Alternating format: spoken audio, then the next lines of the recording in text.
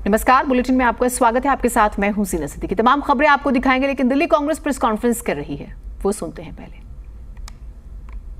दिल्ली कांग्रेस कार्यालय में जो बैठक हुई उसमें 2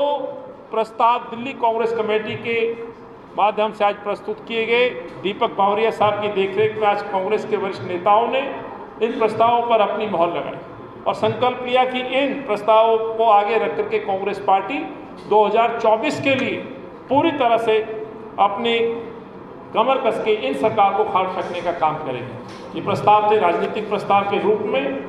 इन सरकारों को, केंद्र की सरकार भाजपा और दिल्ली में भाजपा की सहयोगी पार्टी यानी कि अरविंद आम आदमी पार्टी के रूप में जो विराजमान है, इनको उखाड़ फेंकने का संकल्प आज इन राजनीतिक प्रस्तावों के माध्यम से लिया है। मेरे राजनीतिक प्रस्ताव और संगठनात्मक प्रस्ताव आपके समय फिर दोहरा रहा हूँ, जिसमें ये रखा है कि मैं आपके समक्ष प्रस्ताव रखता हूँ कि हम सब कांग्रेस कार्यकर्ता संगठित होकर पूरी एकजुटता व शक्ति के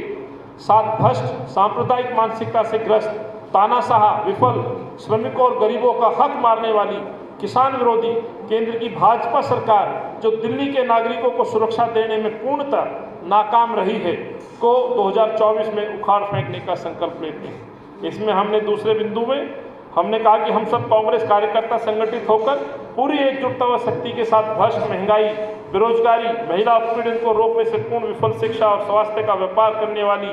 शराब माफिया से साठगांठ करके दिल्ली में नई आबाकारी नीति द्वारा शराबखोरी को बढ़ावा देने वाली, मौकाप्रस्त व भाजपा का अनुसरण करते हुए सांप्रदायिक ताकतों से गठजोड़ करने वाली दिल्ली की आम आदमी पार्टी की सरकार को 2024 और 25 में उखाड़ फेंकने के एक साथ मिलकर जोरदार आंदोलन करेंगे तथा दिल्ली के घर घर जाकर प्रत्येक नागरिक से जनसंपर्क द्वारा कांग्रेस पार्टी की नीतियों का पहुंचाने का संकल्प लेते हैं। ये प्रस्ताव माननीय पूर्व अध्यक्ष जेपी अग्रवाल साहब द्वारा प्रस्ताव रखा गया और तमाम सदन ने इसका स्वीकार करते हुए इस पर अपनी मोहर लगाई। दूसरा संगठनात्मक प्रस्ताव माननीय हारून आसिफ साहब ने जो प्रस्तुत किया, जिसमें ये संकल्प लिया गया कि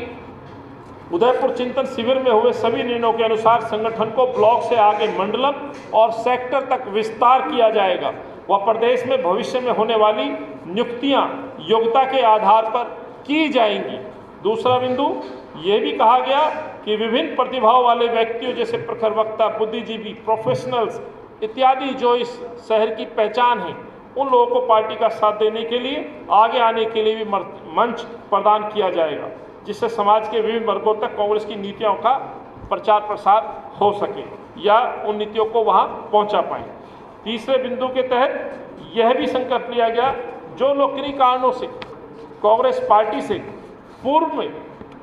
जो आज सत्ता में काबिज पार्टी है, उनके लालच, प्रलोभन या अन्य कारण से पार्टी छोड़ के किसी राजनीतिक दल में जुड़े हैं, हम उनसे भी इस मुल्क की सुरक्षा के लिए, संविधान और कानून की सुरक्षा के लिए उनसे भी अपील करेंगे और उनसे इन भ्रष्ट और नकारा सरकारों को दिल्ली से उखाड़ फेंकने के लिए घर आने का हम पुनः उनको भी निमंत्रण देंगे, उनको भी जोड़ने का प्रयास करेंगे। चौथे बिंदु के तौर पर अनुशासन की बात इस प्रस्ताव में कही गई है। हालांकि इस अनुशासन को ध्यान में रखते हमेशा आज तक कांग्रेस पार्टी आगे बढ़ती रही, लेकिन फिर भी अनुशासन सर पर ही होगा। हम सब पार्टी के अनुशासन को गंभीरता से पालन करेंगे। हम कोई भी ऐसी बात सार्वजनिक मंच अपने वक्तव्यों में मीडिया, सोशल मीडिया, समाचार पत्र पर नहीं करेंगे जिससे पार्टी की छवि को ठेस पहुंचे। किसी भी तरह के वैचारिक मतभेदों के लिए पार्टी की अंदरूनी बैठकों में चर्चा की जानी चाहिए। ऐसा भी संकल्प कांग्रेस के तमाम वरिष्ठ नेताओं ने, कार्यकर्ताओं ने आज माननीय दीपक बावरिया साहब के सामने ये संकल्प लिया इन प्रस्तावों के माध्यम से। मैं इन प्रस्तावों के माध्यम से आभार व्यक्त करता हूँ अपने उन नेताओं का। और साथ ही साथ साथियों, दिल्ली के अंदर जो बेतहाशा बिजली की कीमतें बढ़ रही हैं, कई और ऐसे सारे मुद्दे हैं जिन पर आने वाले समय में कांग्रेस पार्टी आंदोलन करेगी। महंगाई आसमान को छू रही है। इस महंगाई के खिलाफ, अन्याय के खिलाफ राहुल जी आवाज़ उठा रहे हैं। भारत जोड़ो यात्रा जैसा एक महान और ऐसा एक क्रांतिकारी, ऐसा एक कदम उठा करके जिसने इस मुल्क को जिगा दिया, इस मुल्क के उन लोगों को नेतृत्व दिया जो आज इन केंद्र सरकार से पीड़ित लोग हैं, पीड़ित वर्ग है, जो आवाज़ उठाता है उनको मारने की कोशिश ये सरकार करती है, दबाने और कुचलने की जो कोशिश की जाती है, उनकी आवाज़ आज राहुल गांधी जी बन के उभरे हैं। और वही काम आज पूरे देश में राहुल जी देश को एक साथ जोड़ने के लिए विपक्षी जो कांग्रेस से समर्थित कहिए, कांग्रेस लाइक माइंडेड कहिए, कांग्रेस की जो विचारधारा है उससे जो सहयोगी दल हैं उनको जोड़ने का प्रयास आज चल रहा है। मकसद है कि इस मुल्क से उस तानाशाही सरकार को खाड़ फेंकना जो इस मुल्क को ख़त्म करना चाहते हैं। तो मैं आज इस प्रेस वार्ता में मैं आदरणीय दीपक बावरिया साहब जो खुद उपस्थित हैं, जिन्होंने मार्गदर्शन दिया, प्रोग्राम्स तय हुए, 2024 पार्लियामेंट का चुनाव, स्वाभाविक सी बात है ये तानाशाही सरकारें इस मुल्क में दोबारा काबिज होने के लिए नए दिन नए नए हथकंडे अपनाते हैं। धर्म को आगे रख करके फिर वही कोशिश की जा रही है, फिर इस धर्म के आधार पर इस मुल्क को बांटने की जो कोशिश की जा रही है उसका हमने सामना कैसे करना है, कैसे देश को एकजुट रखना है, किस तरह से इस मुल्क में जो पार्लियामेंट का चुनाव होगा वो मुद्दों पर और विकास के नाम पर चुनाव हो, विषय विकास का डेवलपमेंट के हों, उन पे चर्चा की गई है, रास्ता दिखाया है। तो मैं दीपक साहब का भी धन्यवाद करता हूं और मैं अब उनको आमंत्रित करता हूं कि वो आएँ और आप सबको संबोधित करें। कोई किसी साथी का ऐसा प्रश्न रहेगा तो हम कोशिश करेंगे कि उनको भी सिलसिलावार हम जवाब दें। धन्यवाद। आज की ये प्रेस वार्ता में उपस्थित प्रदेश के पूर्व अध्यक्ष श्री जयप्रकाश जी, प्रदेश अध्यक्ष प्रहदील जी, आप सभी पत्रकार मित्र और मंचस्थ सभी आगे वाला,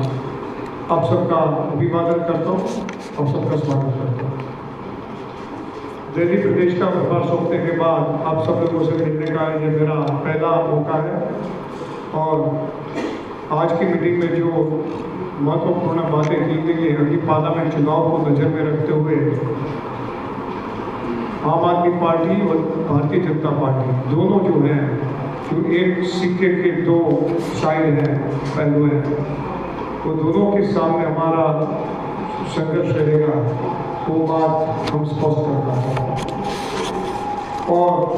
दोनों ने प्रजा विरोधी जो नीति अपनाई है, लोकतंत्र विरोधी जो एक उनका रुख है, भारतीय जनता पार्टी का तानाशाही है और देश के महत्वपूर्ण जो बुनियादी आम प्रजा के सवाल हैं उसको किनारे करते हुए नफरत की जो राजनीति कर रहे हैं उसके सामने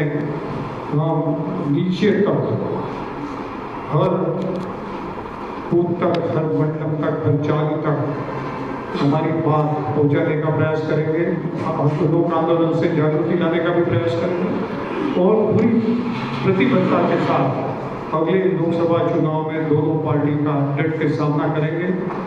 आम आदमी पार्टी जिसका स्वरूप अभी दिल्ली की पूरी प्रजा को पता चल गया है, देश में भी कई जगह पे पता चल गया है। मैं गुजरात से हूँ, गुजरात के लोगों ने 13% वोट देने के बाद आज पिछले 8 महीने में उनका कोई अता पता नहीं है, 6 महीने में, और चुनाव लड़ने आते हैं। भारतीय जनता पार्टी की बी टीम बन के वो प्रदेश में जाते हैं कि जहां कांग्रेस मजबूत है और दो पार्टी की लड़ाई वहीं वो जो आ जाते हैं, क्योंकि दोनों के डीएनए एक हैं, दोनों आरएसएस की निगहबानी में उसके डायरेक्शन तहत काम करते हैं। जो कुछ भी जाहिर में लड़ाई करते हैं वो उनकी दूरा कुश्ती है और मोदी जी और ये इनके मुख्यमंत्री दोनों की, दिल्ली के मुख्यमंत्री दोनों की एक पर्सनालिटी क्लैश है। उसके सिवा दोनों आपस में मिलजुल के ये पूरे देश को, पूरे देश की प्रजा को के साथ खिलवाड़ करने की जो कोशिश कर रहे हैं, जुमलाबाजी कर रहे हैं, उसके सामने भी हमारी लड़ाई है। और इसके लिए जो संगठन में भी जो कदम उठाने हैं उसके बारे में भी कई बातें जो की गई है, जो आपके प्रस्ताव के तौर पर आपके सामने आई है। मगर मैं आप सबको एक आपके माध्यम से दिल्ली की जनता को एश्योर करना चाहता हूँ कि आने वाले दिनों में कांग्रेस पार्टी ये शहर में भारतीय जनता पार्टी और आम आदमी पार्टी को बड़ी चुनौती देके फिर से दिल्ली में अपने आप को प्रस्थापित करने की सभी पार्लियामेंट सीट के पर कड़ी से कड़ी लड़त देगी और बड़ी मात्रा में सीट, बड़ी सीट, गुड नंबर सीट्स पे बीजेपी हासिल करेगी। जहाँ तक सिविल सोसाइटी का सवाल है, अन्य संगठनों का सवाल है, जैसा पत्रकार मित्रों का भी संगठन होगा, इनके जो बुनियादी सवाल है जो लोगों के लिए वो लड़ते हैं, किसानों के लिए लड़ते हैं, मजदूरों के लिए लड़ते हैं, झुग्गी झोपड़ी वाले लोगों के लिए लड़ते हैं, सरकारी कर्मचारी जिनको पेंशन की बड़ी मात्रा है, सेना के जवान है, ऑफिसर्स, उनके पास जो सवाल है, और वो सभी जो हैं उनके जो मसले हैं उसके जवाब में भारतीय जनता पार्टी ने और आम आदमी पार्टी दोनों ने जुमलेबाजी के सिवा कुछ ये दिल्ली में न किया है न देश में कुछ किया है। प्रॉमिस किया था 2 करोड़ रोजगारी का, मैं दोहराऊंगा नहीं, बहुत जो है चर्चित हुआ है, 15 लाख का किया जो है, 2 करोड़ रोजगार सृजन का बात किया, शिक्षा को जो है जैसे अफोर्डेबल बना देंगे उसका वायदा किया, मगर आज दोनों पार्टी ने सभी की सभी service including something which is एक आम आदमी के लिए एक ह्यूमन वैल्यू का सवाल है, उसकी खुद की एक अस्तित्व का सवाल होता है, उसकी खुद की एक डिग्निटी का सवाल होता है, वो कॉन्ट्रैक्ट लेबर को भी जो इन्होंने बढ़ाया है कि आम आदमी पार्टी ने जब दिल्ली में शासन संभाला, DTC की बसें उसको ज़्यादा यहाँ के फिगर्स पता नहीं है, मगर गुजरात में आम आदमी पार्टी के सामने जो प्रेस कॉन्फ्रेंस हो रही थी। तो कांग्रेस पार्टी बड़े फैसले कुछ आज आपने देखे, जिन लोगों ने पार्टी छोड़ दी है उनकी घर वापसी अगर होती है तो उनका स्वागत होगा, अनुशासन बरता जाएगा, कोई इधर उधर मीडिया में बयानबाजी नहीं होगी पब्लिक प्लेटफॉर्म्स पर। दूसरा, बीजेपी और आम आदमी पार्टी को एक ही बताया है। तो दिल्ली कांग्रेस में जान फूंकने की कोशिश प्रभारी दीपक बाबरिया करते हुए नजर आए।